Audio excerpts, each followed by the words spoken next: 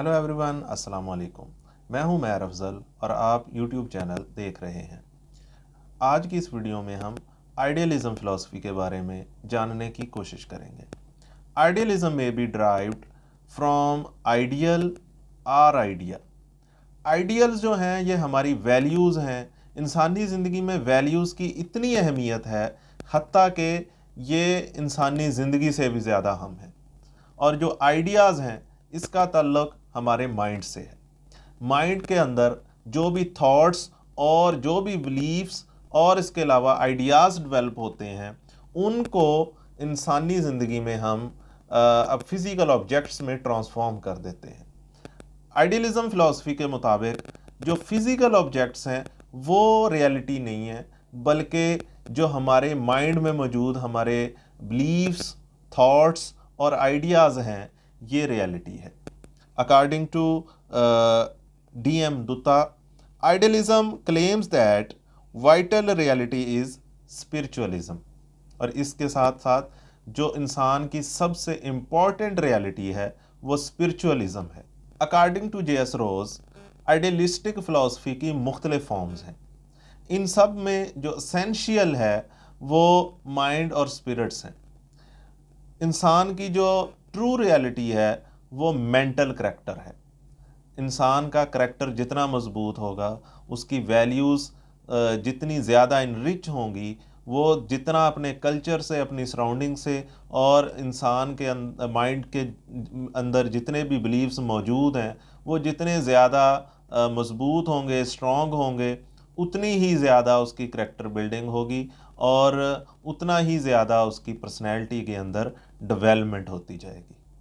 Idealism in education. Idealism in education के मुताबिक जो इसके आइडियलिज्म फ़िलासफ़ी के जो एम्स हैं उनमें सबसे इम्पॉर्टेंट एम जो है वो डेवलपमेंट ऑफ ह्यूमन पर्सनैलिटी है। Self realization of highest potentialities in social and cultural environment, कि इंसान को सेल्फ रियलाइज़ करना है कि अल्लाह ताला ने उसको कौन कौन से पोटेंशियल्स दिए हैं, कौन कौन सी उसको एबिलिटीज़ दी हैं, वो उन एबिलिटीज़ को और उन पोटेंशियल्स को अपनी सोशल और कल्चरल सेटिंग्स में यूटिलाइज़ करते हुए एक पर्सनैलिटी को फॉर्म करता है और इसके साथ साथ डेवलपमेंट करता है अपनी पर्सनैलिटी की और अपने करैक्टर की। ये जो सेकंड एम है उसके बाद यूनिवर्सल एजुकेशन है, टीचिंग ऑफ यूनिवर्सल ट्रूथ, के इंसान की ज़िंदगी के अंदर जितने भी ट्रूथ्स हैं उनकी टीचिंग करना और उनको अपनी पर्सनैलिटी का और अपनी डेली रूटीन का हिस्सा बनाना। Number 3 is enrichment of cultural environment, preservation of culture, culture को प्रिजर्व करना और इसके साथ साथ इनरिचमेंट ऑफ कल्चर, के कल्चर के अंदर मज़ीद वैल्यूज़ जो हैं जो इंसान की पर्सनैलिटी को, ओवरऑल सोशल सेटिंग्स को इम्प्रूव करें और इंसानी मुआशरे को एक बेहतरीन इंसानी मुआशरे की सूरत में दुनिया के सामने पेश करना।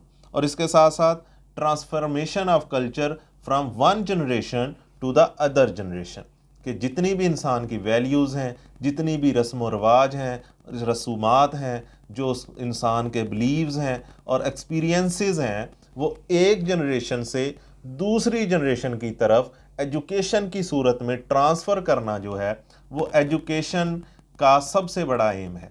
और आइडियलिज्म फ़िलासफ़ी के मुताबिक ट्रांसफॉर्मेशन ऑफ कल्चर जो है ये आइडियलिज्म फ़िलासफ़ी का इम्पॉर्टेंट एम है। आइडियलिज्म फ़िलासफ़ी का जो चौथा एम है वो है कल्टीवेशन ऑफ मॉरल वैल्यूज़। इंसानी ज़िंदगी की जितनी भी मॉरल वैल्यूज़ हैं उनको इंसान की पर्सनैलिटी का हिस्सा बनाना, बल्कि इसके साथ साथ ये जो आइडियलिज्म फ़िलासफ़ी है इसके मुताबिक इंसान की जो एस्थेटिक एस्पेक्ट्स हैं उनको भी पर्सनैलिटी का हिस्सा बनाना, ये कल्टीवेशन ऑफ मॉरल वैल्यूज़ का सबसे इम्पॉर्टेंट एस्पेक्ट है। इसको भी इतनी ही अहमियत हासिल है जितनी के मॉरल वैल्यूज़ को है। The number 5 is curriculum development. Curriculum जो है आइडियलिज्म फ़िलासफ़ी के मुताबिक वो ह्यूमैनिटीज़ होंगी, कल्चरल स्टडीज़ होंगी, रिवील्ड नॉलेज होगा। ह्यूमैनिटीज़ में इंसान के साथ बर्ताव, इंसानी रवैये, इंसानी मुआशरा और इंसानी मुआशरे में होने वाले मसाइल और इनका सद्देबाब और कल्चरल वैल्यूज़ के हवाले से टीचिंग दी जाएगी और उनको वो तमाम नॉलेज प्रोवाइड किया जाएगा जो कि इंसानी मुआशरे के लिए इम्पॉर्टेंट है। और इसके साथ साथ कल्चरल स्टडीज़, कल्चर हमारा क्या है उसको एक जनरेशन से दूसरी जनरेशन में ट्रांसफॉर्म कैसे करना है, और इसके साथ साथ जो रिवील्ड नॉलेज है जिसका तल्लुक हमारे रिलीजन से होगा, हमारे बिलीफ से होगा, हमारे फेथ से होगा है, वो तमाम नॉलेज जो है हमारे करिकुलम का इम्पॉर्टेंट पार्ट होगा according to idealism philosophy. According to idealism philosophy method of teaching जो है वो एक्टिविटीज़ होंगी, मेंटल एक्टिविटीज़ होंगी, इसके साथ साथ एक्सपीरियंसेस होंगे, और नंबर 2 इंडक्टिव और डिडक्टिव मेथड होगा, और इसके साथ साथ क्रिएटिव एक्टिविटीज़ होंगी। क्रिएटिव एक्टिविटीज़ सबसे इम्पॉर्टेंट है। आइडियलिज़म का ताल्लुक हमारे माइंड से है, और आइडियाज़ जो हमारे माइंड में जनरेट होते हैं, जो थॉट्स हमारे माइंड में जनरेट होती हैं, उनको फिज़िकल ऑब्जेक्ट्स की सूरत में हम क्रिएटिव एक्टिविटीज़ की सूरत में ही प्रेजेंट कर सकते हैं। मेथड ऑफ टीचिंग जो यूटिलाइज होना चाहिए वो क्रिएटिव एक्टिविटीज़ के रिलेटेड हो। ऐसा एनवायरनमेंट क्रिएट करके दिया जाए जिसमें स्टूडेंट जो है वो क्रिएटिव एक्टिविटीज़ जो हैं वो तमाम कर सके, जो आइडियाज़ उसके माइंड में मौजूद हैं, जो थॉट्स उसके माइंड में मौजूद हैं। According to idealism philosophy teacher जो है इसको एडवाइजिंग होना चाहिए, उसको डायरेक्टिंग होना चाहिए, और इसके साथ साथ उसको कंट्रोलिंग होना चाहिए। वो क्योंकि जो स्टूडेंट के अंदर थॉट्स और बिलीफ और आइडियाज़ जनरेट हो रहे हैं, अगर वो उनको एडवाइस करता रहेगा तो वो राइट डायरेक्शन की तरफ हमेशा चलते रहेंगे, और उसके साथ साथ वो उनको डायरेक्शन प्रोवाइड करे कि किस सम्मत की तरफ आपने जाना है, वो कौन सी डायरेक्शन है जो आपके लिए फ़ायदेमंद हो सकती है। उस डायरेक्शन को टीचर ने देना है, और स्टूडेंट ने उस डायरेक्शन के रिलेटेड अपने थॉट्स और बिलीफ्स और जो आइडियाज़ उसके माइंड में जनरेट हो रहे हैं उनको शेयर करना है, और उनको फिज़िकल ऑब्जेक्ट्स की सूरत में प्रेजेंट करना है। और उसके साथ साथ कंट्रोलिंग जो है वो सबसे इम्पॉर्टेंट एस्पेक्ट है टीचर का। टीचर को उन तमाम सिचुएशन को जो उसने क्रिएट करके देनी है स्टूडेंट को, जिसमें उसने फ्रीली थिंक करना है, अपने माइंड के अंदर जो आइडियाज़ आ रहे हैं उनको ट्रांसफॉर्म करना है फिज़िकल ऑब्जेक्ट्स की सूरत में, और इस सिचुएशन को कंट्रोल्ड होना चाहिए ताकि जो स्टूडेंट है वो एक स्पेसिफिक डायरेक्शन की तरफ चलता रहे और अपने आइडियाज़ को प्रेजेंट कर सके।